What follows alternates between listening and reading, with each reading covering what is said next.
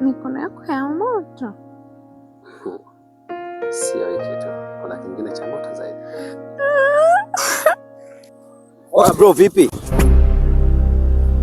Unamshikaje mke wangu kiuno namna hiyo?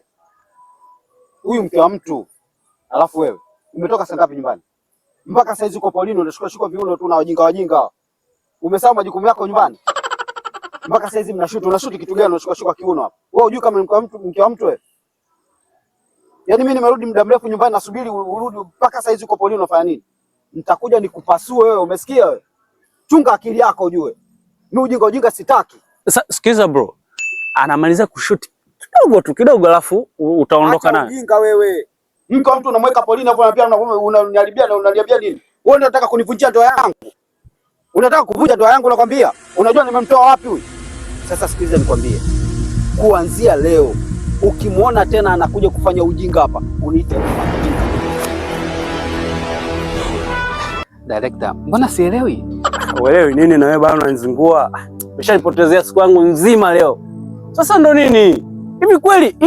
Hivi kweli jamani. Mtu umemlipa pesa. Sini ameshashoot, amebakiza sini 3 tu. Anakuja na hivi watu sio wanatafuta na lawama.